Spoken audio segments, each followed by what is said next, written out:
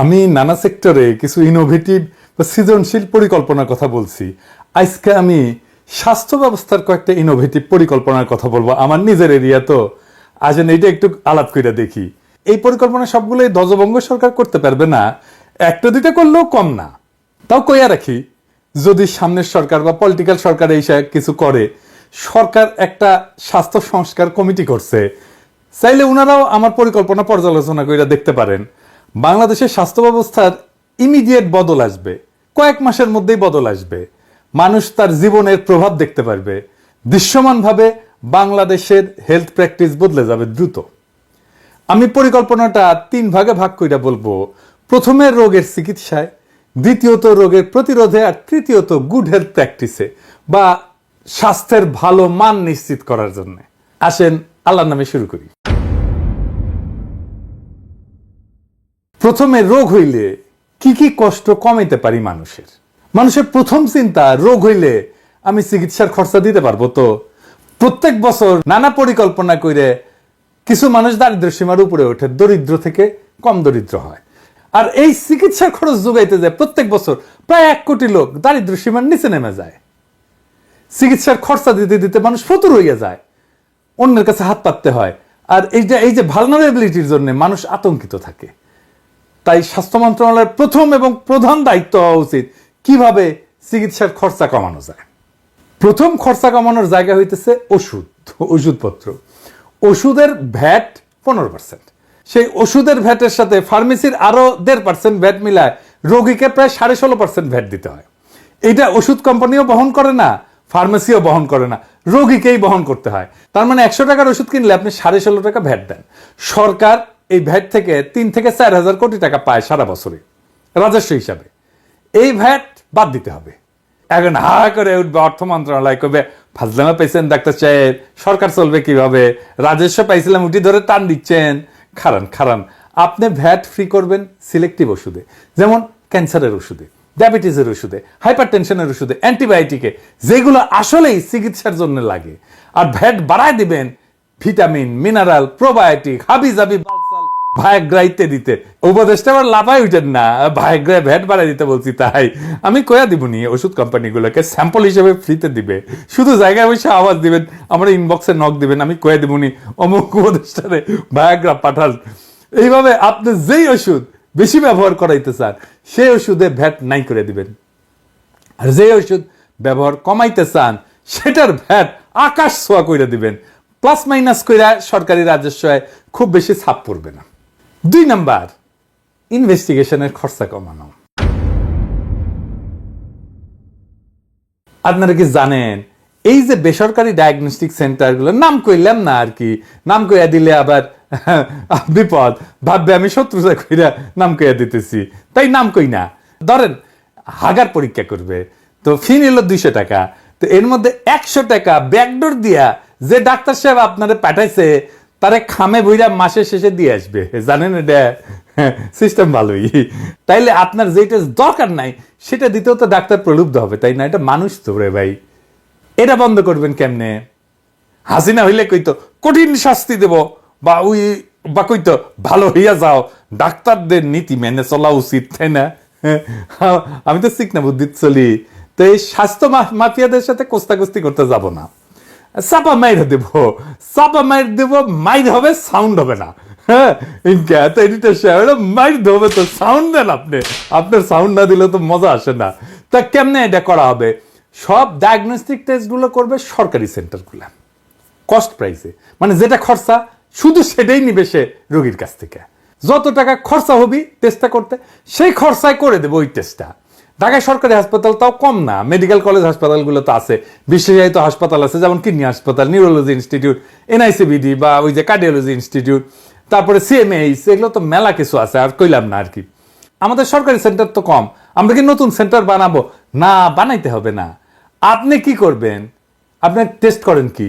রক্ত করেন, মলমূত্র, কফ করেন, আর X ray, ultrasound, CT scan, MRI এগুলোই তো করেন, তাই না? রক্ত, মলমূত্র, কফ নেওয়ার জন্য আপনি পাড়ায় পাড়ায় কালেকশন সেন্টার করবেন।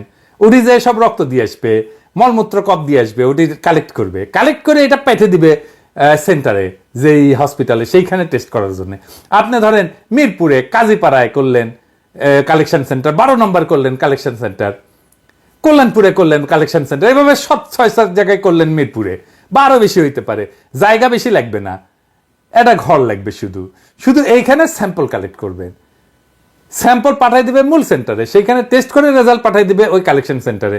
কস্ট প্রাইস কেমন হয় আপনারে কই, কলকাতার একটা ডায়াগনস্টিক সেন্টার, এই যে লিভার ফাংশন টেস্ট, এই যে দেখেন 230 রুপি, হ্যাঁ, সে তো লাভ করে এই রেটটা দিছে, তাই না?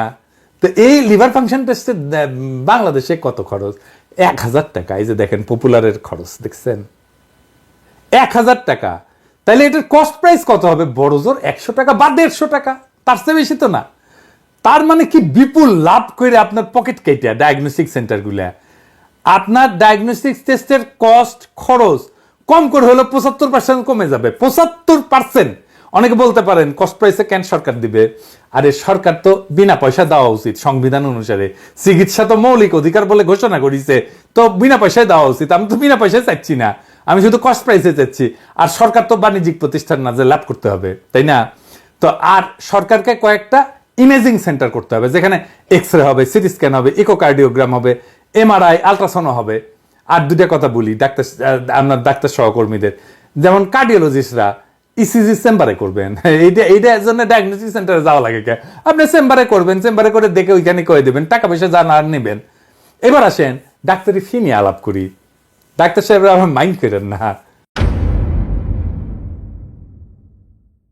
ডাক্তার সাহেবরা আপনারা কিছু মনে করেন না, এটা একটা খারাপ কথা কইলাম আর কি। আপনারা ট্যাক্স ফাঁকি দেন, হ্যাঁ, ব্যাপকভাবে ফাঁকি দেন। যাই হোক, আমি আর এটা কই না, বন্ধু বান্ধব মানুষজন তো এটা ঠিক না করলে, বুঝছাও? তো ঘাট তারা যদি কোনো স্বাস্থ্যমন্ত্রী আসে না, বেড়াছাড়া করে দিবে কিন্তু আপনাদের। এখন থেকে অভ্যাস করা ভালো, তাই না? তো শুনেন, এখন কি করা যায়? সরকার আপনার প্রেসক্রিপশন প্যাড ছাপে দিবে, সরকারের কাছ থেকে আপনার প্রেসক্রিপশন প্যাড কিনে নিতে হবে। আপনি অর্ডার দিবেন আজকে, কালকে রেডি থাকবে প্রেসক্রিপশন প্যাড। এখন কত দামে কিনবেন সেই প্রেসক্রিপশন প্যাড? যেমন ধরেন আপনার ফি হচ্ছে 1000 টাকা, আপনি বলবেন যে আমি 1000 টাকা ফি নিবো, তাহলে আপনার প্রেসক্রিপশন প্যাডের একটা পাতা আপনি কিনবেন সরকারের কাছ থেকে 250 টাকা দিয়া, 25%। মানে আপনার ফি এর 25% দাম হবে প্যাডের একটা পাতার, আপনার ট্যাক্স কিন্তু 25%, ওইটাই নিশ্চিত। এই সরকারি প্যাডে ইন্ডিভিজুয়াল বারকোড দেওয়া থাকবে, কিউআর কোড দেওয়া থাকবে, ট্রেস করা যাবে। এই প্যাডের প্রেসক্রিপশন ছাড়া ফার্মেসিতে ওষুধ বিক্রি করতে পারবে না। তাইলে দেখেন কোয়াকদেরও বেশ বিক্রি হবে না, আজাইরা ওষুধ বিক্রি হবে না, নিজে যায় ওষুধ কিনতে পারবে না। এই প্রেসক্রিপশন প্যাডের বেনিফিট রোগীও পাবে। কেমন করে? মূল প্রেসক্রিপশনটা ওষুধপত্র কেনার পরে সিভিল সার্জন অফিসে জমা দিবে, দিলে 200 টাকা ফেরত পাবে, বুঝছাও? আপনি কি করলেন? আপনি বেনিফিটটা, টাকার বেনিফিটটা রোগীকে দিলেন, ওষুধ বিক্রিতে একটা ডিসিপ্লিন আনলেন। এই প্রেসক্রিপশনটা তারপরে কই যাবে? সিভিল সার্জন অফিস থেকে যাবে সেন্ট্রাল কোয়ালিটি কন্ট্রোল সিস্টেমে। এইখানে আপনি রিক্রুট করবেন রিটায়ার্ড সিনিয়র প্রফেসরদের, ওনারা প্রেসক্রিপশন অডিট করবেন র্যান্ডম বেসিসে। ডাক্তারদের চিন্তা থাকবে ওনার প্রেসক্রিপশন একজন সিনিয়র প্রফেসর কলে দেখবি, দেখে কলে একটা মতামত দিবি, যদি ফাউল চিকিৎসা দিছি না তাহলে কলে খ্যাক করে ধরবি। প্রত্যেক ডাক্তারের অন্তত 10টা প্রেসক্রিপশন বছরে খুঁটায় খুঁটায় দেখা হবে, প্রেসক্রিপশনে একটা শৃঙ্খলা আসবি। এইভাবে ধীরে ধীরে ধাপে ধাপে স্বাস্থ্যসেবা নিম্ন আয়ের এবং দরিদ্র মানুষের জন্য পুরাটাই ফ্রি করে দিতে হবে। প্রথম ধাপে এই আজাইরা খরচাগুলা কমায় ফেলতে হবে। আপনি এটা খুব অল্প সময়ে 1-2 মাসের মধ্যে করে ফেলতে পারবেন। মানুষজন বুঝতে পারবে যে আরে আমার তো খরচা কমে গেছে, মেলা খরচা কমে গেছে। মানে স্বাস্থ্যসেবা তো সংবিধান অনুসারে মৌলিক অধিকার, তাই না? এটা ফ্রি করতে না পারলেও আপাতত হইতে হবে সাধ্যের মধ্যে। এইটা প্রফেসর ইউনূসের সরকার এখনই করতে পারে। তবে সমস্যা আছে। সমস্যা কি? আসেন দেখি। এই স্বাস্থ্যমন্ত্রী মশাইরে বিশাল হেলথ মাফিয়া খাইয়া দিতে পারে। এই বাস্তবতা ফাইট করার জন্য ঘাড় তেরা সাহসী দক্ষ লোক লাগবে, যার ব্যক্তিগত ক্ষমতা স্বাস্থ্য মাফিয়াদের যেতে বড় হবে, যার দেখে ডরে নড়বে আর কি সারাক্ষণ। আমরা তবে আপাতত অপেক্ষায় থাকি তেমন কারোর জন্য না, কি কারণ, তাই না? এবার আসেন রোগ প্রতিরোধের বিষয়ে কথা বলি। আমাদের রোগের, বাংলাদেশের আর কি, একটা বড় অংশ পানিবাহিত রোগ। ধরেন ডায়রিয়া, আমাশা, এই যে শুধু না, jaundice, polio, typhoid, gastric ulcer পর্যন্ত। আমাদের যে আলসার হয় এত বেশি, এর কারণ হচ্ছে পানি আমাদের দূষিত। এইটা ছড়ায় ওয়াসার পানি দিয়া। আমরা সেই ওয়াসার পানি ফুটায় খাই, তাই না? কত এনার্জি আর টাইম নষ্ট হয়, গ্যাস নষ্ট হয়। এই ওয়াসা স্বাস্থ্য মন্ত্রণালয়ের আন্ডারে এসে পুরা পানির সাপ্লাই লাইন ওভারহলিং করতে হবে, ট্যাপের পানি গ্লাসে নিয়ে যেন খাইতে পারি সে ব্যবস্থা করতে হবে। প্রচুর গ্যাসের খরচা তো বেচবেই, রোগাক্রান্ত হওয়া থেকে বাঁচবো আমরা। একটা হাইপোথেটিক্যাল হিসাব করি, আসেন আমরা পানি ফুটানোর জন্য কত টাকার গ্যাস পুরাই প্রত্যেক দিন। বাংলাদেশের নগরবাসীর সংখ্যা প্রায় 6,73,48,405 জন। ধরা যাক প্রতিজন দৈনিক 1 লিটার পানি আধা ঘন্টা গ্যাসের চুলায় ফুটান। তো গ্যাসের বর্তমান মূল্য আমি ঠিক জানি না, এটা কয়েকদিন আগে দেখেছিলাম 18 টাকা ঘনমিটার। তাহলে গ্যাসের খরচা কত হয়? গ্যাসের চুলায় 1 লিটার পানি ফুটাইতে 0.09 ঘনমিটার গ্যাস লাগে। তার মানে প্রতি ঘনমিটার গ্যাসের দাম 18 টাকা হইলে 0.09 ঘনমিটার গ্যাসের দাম হইতেছে 1 টাকা 62 পয়সা। মোট খরচ হইতেছে 6,73,48,405 জনের জন্য দৈনিক 10,91,04,435 টাকা খরচা করি আমরা গ্যাস। এটা পুরাই আমরা শুধু পানি ফুটানোর জন্য। হ্যাঁ প্রফেসর ইউনূস, আপনি দেখেন ক্যাঙ্কা অপচয় আমরা করিচ্ছি। তার মানে বাংলাদেশের নগরবাসী যদি প্রত্যেক দিন 1 লিটার পানি গ্যাসের চুলায় ফুটান, তাহলে দৈনিক 10,91,00,000 মানে প্রায় 11 কোটি টাকা পানিতে পড়ে যায়, এমনি এমনি উড়ে যাচ্ছে এটা। তাহলে পানি ফুটাইতে 1 বছরে কত টাকার গ্যাস পুরাই, এটা চিন্তা করেছেন? স্বাস্থ্য কখনোই নিশ্চিত হবে না যতক্ষণ আমরা কি খাচ্ছি, কি পান করিচ্ছি, কোন পরিবেশে থাকিচ্ছি সেটার উপরে স্বাস্থ্য মন্ত্রণালয়ের আংশিক বা পূর্ণ নিয়ন্ত্রণ না থাকে। ওয়াসা যদি দূষিত পানি সাপ্লাই দেয়, তার চাপ কে নেয়? স্বাস্থ্য মন্ত্রণালয়। তো তাহলে ওয়াসাকে কেন স্বাস্থ্য মন্ত্রণালয়ের অধীন করা হবে না?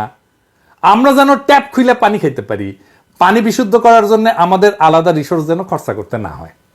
আর কি ব্যবস্থা? খাদ্য নিয়ে আর একটা ব্যবস্থা করতে হবে। সেটা কি? আসেন দেখি। যে কোনো খাদ্যের সার্টিফিকেশন দেবে স্বাস্থ্য মন্ত্রণালয়, রেস্টুরেন্টের সার্টিফিকেশন দেবে স্বাস্থ্য মন্ত্রণালয়। এই জন্য ড্রাগ অ্যাডমিনিস্ট্রেশন একটা আছে, ওটাকে ফুড অ্যান্ড ড্রাগ অ্যাডমিনিস্ট্রেশনে রূপান্তরিত করতে হবে। খাদ্যও দেখবে, ওষুধও দেখবে, কন্ট্রোল করবে, নিয়ন্ত্রণ করবে। আরবান প্ল্যানিং এ স্বাস্থ্য মন্ত্রণালয়ের অংশগ্রহণ থাকতে হবে, রাজুকে স্বাস্থ্য মন্ত্রণালয়ের অংশগ্রহণ থাকতে হবে। বাড়ির নকশা, রাস্তার ডিজাইন, খোলা জায়গা, পার্ক, জিমনেশিয়ামের ব্যবস্থা আছে কিনা সেটা নিশ্চিত না হলে কোনো আরবান প্ল্যানিং স্বাস্থ্য মন্ত্রণালয় অনুমোদন দিবে না। আপনি কইলেই হইলে একটা বাড়ি বানাবেন, আপনি শুনবেন না স্বাস্থ্য মন্ত্রণালয়ের কাছ থেকে যে এটা আসলে স্বাস্থ্যসম্মত কিনা, এটা আসলে জনস্বাস্থ্যের জন্য উপকারী হইতেছে কিনা। আপনার তো রাস্তার প্ল্যানও করা উচিত না, কারণ অ্যাক্সিডেন্ট প্রবণ রাস্তা বানায় ফেলেন তো আপনারা। কৃষিতে যে সার ব্যবহার করা হয় সেটা স্বাস্থ্য মন্ত্রণালয়ের অনুমোদন নিতে হবে। কীটনাশক, ফুড গ্রেড কালার, ফুড প্রিজারভেটিভের জন্য হেলথ সার্টিফিকেট নিতে হবে স্বাস্থ্য মন্ত্রণালয় থেকে। স্বাস্থ্য মন্ত্রণালয় নিশ্চিত হবে এইগুলো স্বাস্থ্যের জন্য ক্ষতিকর না। আর কি? লবণ আর চিনির ব্যবহার ধাপে ধাপে কমে ফেলতে হবে। লবণের জন্য হাইপার টেনশন হয়, চিনি থেকে ডায়াবেটিস হয়, স্থূলতা হয়। দুইটাই কমাতে পারলে আপনি অনেক রোগ কমাই দিতে পারবেন। আমাদের তো মূল খাবার ভাত। আমাদের ধানের লো গ্লাইসেমিক ইন্ডেক্স ধান প্রমোট করতে হবে। আমার জানা নাই হাই গ্লাইসেমিক ইন্ডেক্স কোন ধান। ও আচ্ছা, ওই যে গ্লাইসেমিক ইন্ডেক্স কি, এটা বেশি ডাক্তারি হয়ে গেছে, আসেন এটা কি বুঝেনি। গ্লাইসেমিক ইন্ডেক্স বা জিআই এটা হইতেছে একটা স্কেল। হ্যাঁ, এইটা খাবারে রক্তে শর্করার মাত্রা কতটা দ্রুত এবং কতটা বাড়ায় তা পরিমাপ করে। এই স্কেলটা 0 থেকে 100। সাধারণত কার্বোহাইড্রেট বা শর্করাযুক্ত খাবারের ক্ষেত্রে এটা প্রযোজ্য। গ্লাইসেমিক ইন্ডেক্সের 3 রকম গ্লাইসেমিক ইন্ডেক্স আছে, লো, মিডিয়াম আর হাই। তো লো গ্লাইসেমিক ইন্ডেক্স কোনটা? এই ধরনের খাবার, এটা লো গ্লাইসেমিক ইন্ডেক্স আছে 0 থেকে 55 হইলে জিআই স্কোর, তাইলে এটা লো গ্লাইসেমিক ইন্ডেক্স। এই ধরনের খাবার ধীরে ধীরে ধীরে ধীরে ধীরে ধীরে ধীরে ধীরে রক্তে শর্করা বাড়ায়, ফলে শক্তি দীর্ঘ সময় ধরে বজায় থাকে। এটা কি কি? ডাল, ওটস, সবুজ শাকসবজি, বাদাম, এগুলা। এটা হচ্ছে সবচেয়ে ভালো খাবার। 2 নম্বর হচ্ছে মিডিয়াম গ্লাইসেমিক ইন্ডেক্স।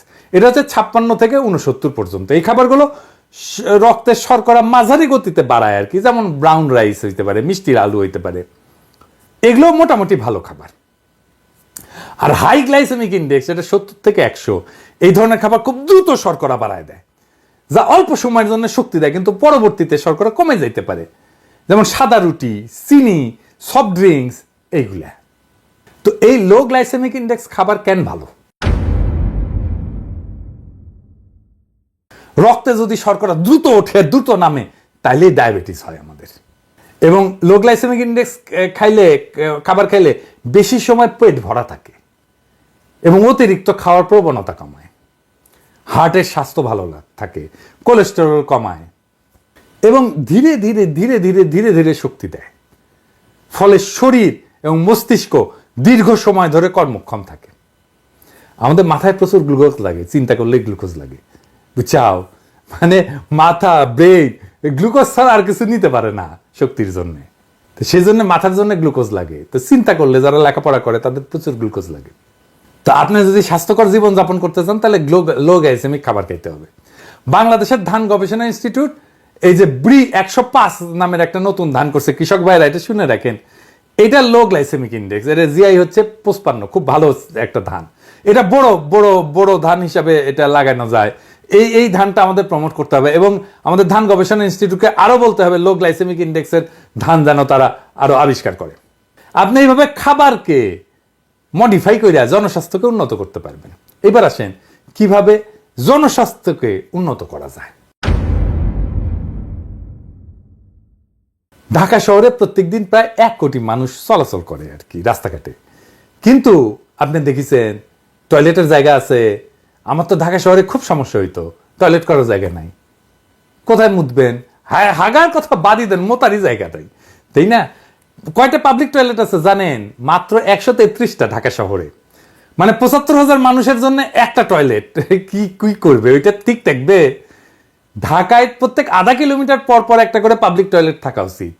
মানে এটা যদি নিশ্চিত করতে হয় তাহলে ঢাকা শহরে কয়েক হাজার পাবলিক টয়লেট তৈরি করতে হবে এবং এই পাবলিক টয়লেটগুলো হবে স্বয়ংক্রিয়। একজন টয়লেট করে আসবে, তারপরে এটা স্বয়ংক্রিয়ভাবে পরিষ্কার হয়ে যাবে, তারপরে আর একজন যাবে। এইভাবে ক্লিন স্যানিটেশন না থাকলে, পরিচ্ছন্ন স্যানিটেশন না থাকলে আপনি ক্লিন ওয়াটার বা পরিচ্ছন্ন পানি দিতে পারবেন না, বিশুদ্ধ পানি দিতে পারবেন না।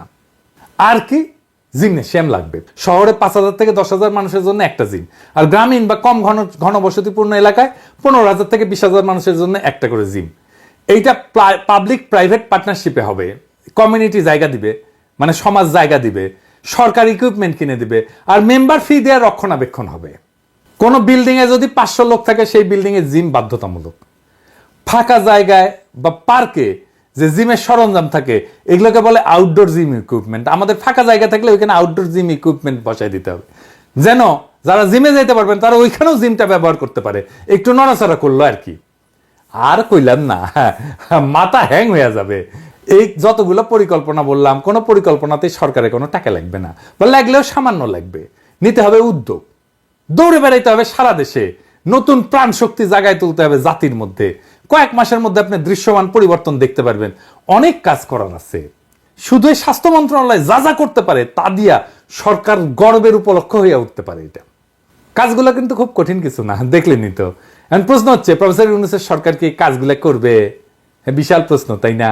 হ্যাঁ, আরে ভাই, দায়িত্ব পেয়েছেন, জাতির একটা ঐতিহাসিক মুহূর্তে দায়িত্ব পেয়েছেন, যেই সময় সকল জাতির সরকারকে সাহায্য করার জন্য তৈরি, চাই সরকার সফল হোক। আপনাকে তো ভালোবেসে আলো জ্বালাইতে হবে। হুইজা একটা গান আছে না, এই যে কারা যেন ভালোবেসে আলো জ্বেলেছিল, সূর্যের আলো তাই নিভে গিয়েছিল। এমন ভাবে আলো জ্বালাইবেন যে সূর্যের আলো যেন নিভে যায়। এইটা কিন্তু একটা নিছক চাকরি না, এটা একটা মিশন। আপনাকে একটা ছাপ রেখে যেতে হবে বাংলাদেশের মধ্যে। এই সুযোগ তো খোদাতলা আপনাদের দিছে রে ভাই। কাজে লাগাইতে না পারলে দেশের মানুষের দুর্ভাগ্য, আর আপনি হবেন দুনিয়াতে সেরা দুর্ভাগা যে এমন একটা ঐতিহাসিক মুহূর্তকে কোনোভাবেই কাজে লাগাইলেন না। আফসোস।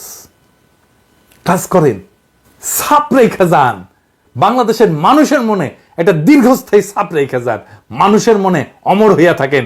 অসম্ভব অসাধারণ একটা সুযোগ আসছে, কাজে লাগান রে ভাই, কাজে লাগান। আমরা আছি, সাহায্য করব।